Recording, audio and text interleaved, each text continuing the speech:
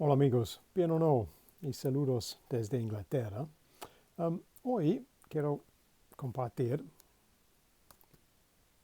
algo con este libro que lo conozco desde el año 1985 y también para pensar que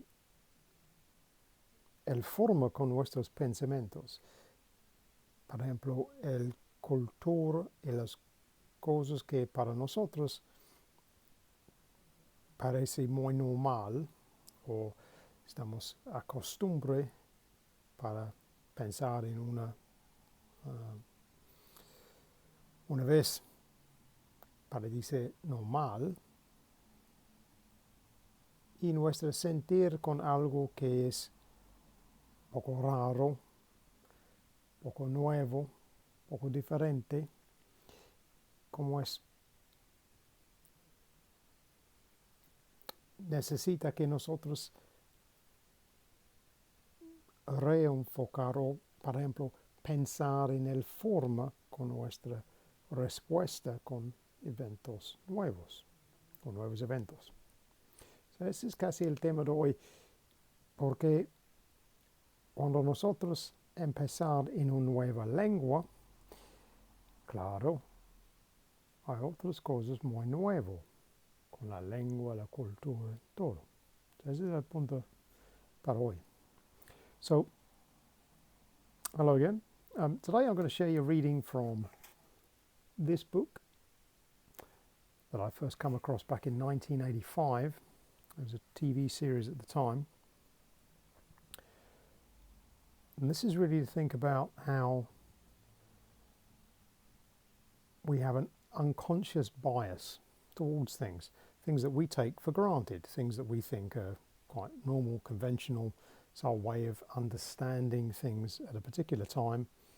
And then often, as this book discusses at many points in history, something happens to change our perception of events or change our way of thinking. And this in many ways is true of perhaps how we look at languages, because when we go ahead and study a new language, one of the things it might do for us is really shake up the way we think about things, because we come across a new language, new culture, different way of expressing things, some of which can be quite new to us. It's like, well, why do they say it like that?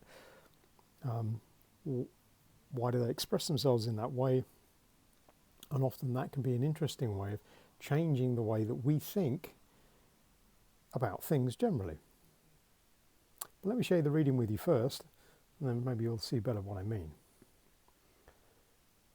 So this is the first chapter of the book, The Way We Are. Somebody once observed to the eminent philosopher Wittgenstein how stupid medieval Europeans living before the time of Copernicus must have been, that they could have looked at the sky and thought that the sun was circling the earth. Surely a modicum of astronomical good sense would have told them that the reverse was true. Wittgenstein is said to have replied, "I agree, but I wonder what it would have looked like if the sun had been circling the earth." And the point is that it would have looked exactly the same. When we observe nature, we see that what we want to see, according to what we believe we know about it at the time. Nature is disordered, powerful and chaotic, and through fear of the chaos, we impose system on it. We abhor complexity. We seek to simplify things whenever we can by whatever means we have at hand. We need to have an overall explanation of what the universe is and how it functions. In order to achieve this overall view, we develop explanatory theories which will give structure to natural phenomena. We classify nature into a coherent system which appears to do what we say it does. And this view of the universe permeates all aspects of our life. All communities, in all places, at all times, manifest their own view of reality in what they do. The entire culture reflects the contemporary model of reality. We are what we know. And when the body of knowledge changes, so do we. Each change brings with it new attitudes and institutions created by new knowledge. These novel systems then either oust or coexist with the structures and attitudes held prior to the change. Our modern view is thus a mixture of present knowledge and past viewpoints which have stood the test of time and, for one reason or another, remain valuable in new circumstances.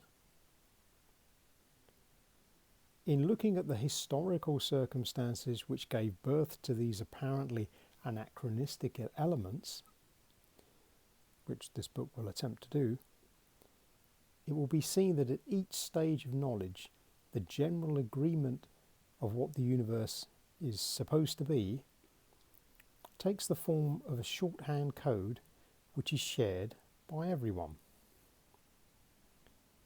Just as speech needs grammar to make sense of strings of words, so consensual forms are used by a community to give meaning to social interaction. These forms primarily take the shape of rituals. So there we go. That's the first page of this really interesting book from all those years ago. But think about it. The culture you're coming from, however long you've been living in it, is really the only tool you have to help you understand the new language and culture you're uncovering by studying the new language. And the new language itself very often belongs to a culture that can be quite different in many aspects of the way it views the world to the culture you're coming from. So just by studying a new language, you get that interchange of what could be quite a different world view. That's interesting, yeah? I mean, think about it. If you can think in the other language and you can really understand the other language, does that change the way that you think about things in your original language? Does it allow you that opportunity to think about things that you normally take for granted within your own culture and your own language? Does it allow you to think about your culture effectively through the eyes of the culture of the new language that you're learning? That's an interesting question, yeah? Déjame saber en los comentarios. That's an interesting thought. I'm going to puzzle that. But for now, on this winter's evening here in England, we'll say cheerio.